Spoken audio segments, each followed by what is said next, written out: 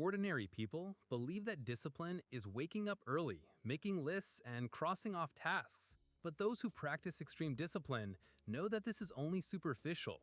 True discipline is dying a little each day and still continuing. It's the silence before dawn, the sweat no one sees, the repetition the world despises. It's when you discover that the impossible isn't an achievement, but a consequence of refusing to stop. And it's at this point that many give up because the price of constancy seems too high. Most people seek motivation, but motivation is a short-lived fire. The disciplined learn to walk even in the darkness, without applause, without energy, without enthusiasm. It's almost madness, and that's why when you finally start to change, they'll call you crazy. But that's the most beautiful part, being seen as insane for doing what's impossible for ordinary people. Because deep down, you don't want to prove anything to anyone. You want to prove to yourself that you can be unshakable, even when the world falls apart. And perhaps this is the biggest difference between those who succeed and those who give up. The former endure the boredom, the emptiness, the silence, and still carry on. They understand that discipline isn't routine, it's transcendence. It's the moment when effort becomes identity. And if you stick with me until the end, you'll discover that the first step of this journey isn't about doing more. It's about dying to who you were. Michael is someone who always wanted to change, but was never able to sustain his own efforts. He works, studies, dreams of more from life, but in his daily life, he finds himself trapped in old habits and distractions that pull him back. He's not lazy, he's an ordinary person trying to cope with the same routine that swallows most of us. That's the point. Michael could be your friend, your colleague, or even yourself, because his struggle is universal. He started out full of energy, making plans, promising himself that this time would be different. But all it took was one difficult day, one moment of weakness, and everything would fall into place. He had grown accustomed to failing comfortably, and that hurt more than any effort. Gradually, frustration built, and Michael realized that something needed to break inside him so he could finally move forward. The shock came when he realized no one would come to save him. Fleeting motivation, shortcuts, and external validation were illusions that kept him trapped. Extreme discipline, he discovered, isn't about inspiration or willpower. It's about facing your own mediocrity and acting even when nothing inside you wants to act. It's in this pain, in this silence, that the first spark of transformation is born, and the beginning of true discipline. After the shock, Michael discovered that motivation is a luxury no one can guarantee. Some days you wake up excited. Other days you can barely get out of bed. And that's where extreme discipline comes into play. It doesn't depend on feeling. It depends on purpose.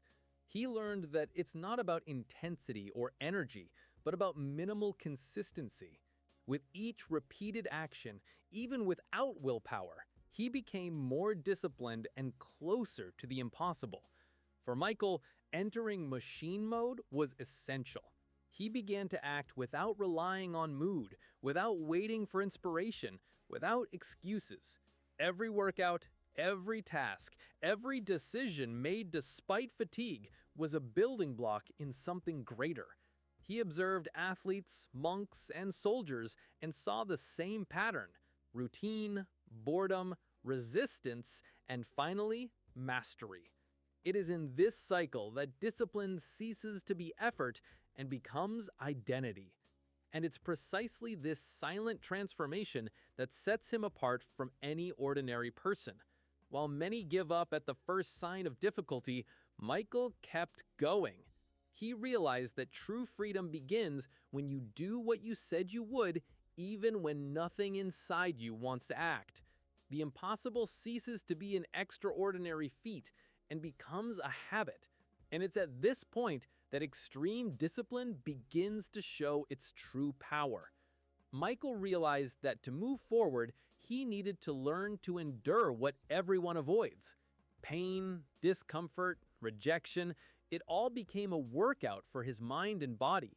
He began to face tough workouts, long hours alone, situations that would make any ordinary person give up. With each challenge, something changed within him. Pain stopped being an enemy and began to teach. He understood that the impossible arises from the suffering you choose to endure. This transformation wasn't easy. Michael looked to examples like Musashi, David Goggins, and the Shaolin monks, and saw that pain is universal, but those who embrace it become extraordinary. Every moment of discomfort was a silent lesson. Those who avoid suffering avoid the power it gives. He began to apply this to everything, from simple tasks to important decisions, transforming each difficulty into fuel to move forward. And the learning solidified into daily practice. Whenever something hurt, whether physical, emotional, or mental, Michael would ask himself, "What is this teaching me?" Gradually, pain became a ritual, an embodied discipline, not an obstacle.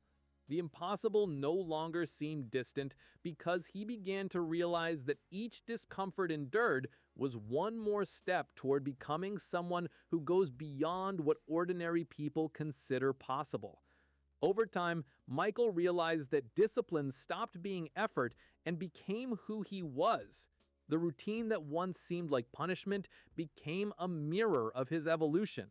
He no longer needed to wait for motivation or emotion to act. He simply did it because it was part of his identity.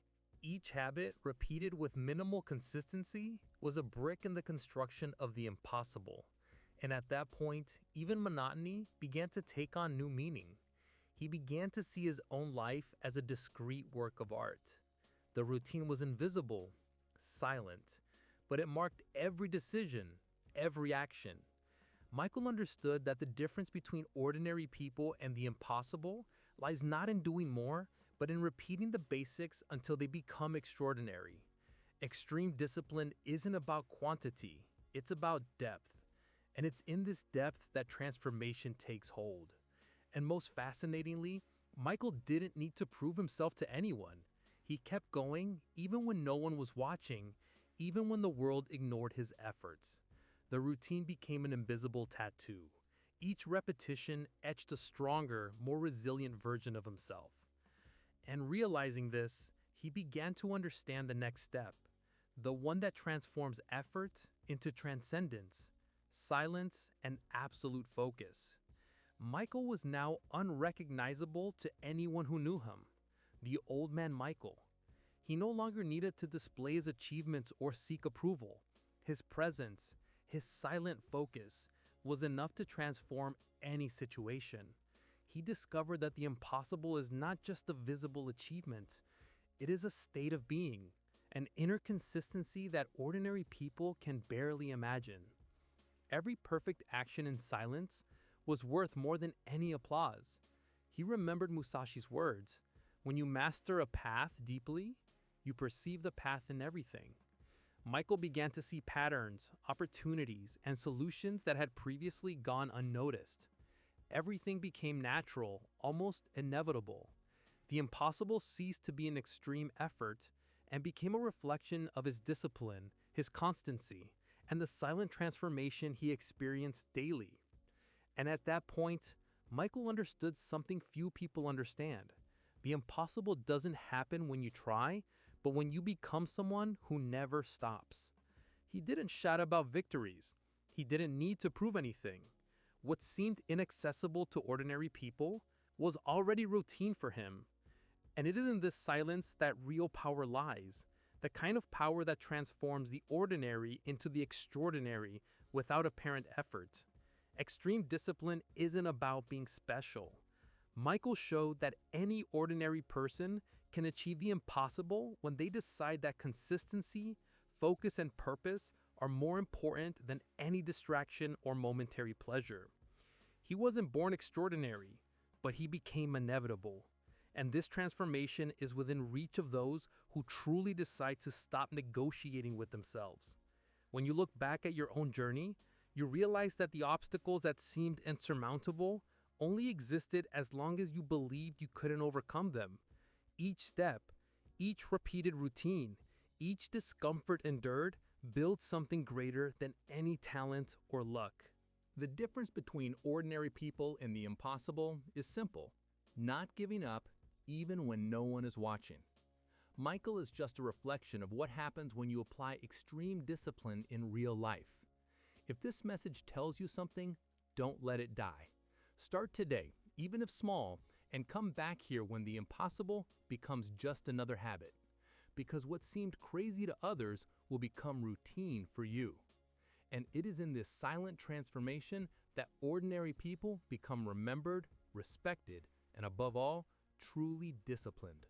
What if your future self could talk to you right now? In the next video, I'll show you exactly what they'd say and how small decisions today can transform everything you achieve tomorrow.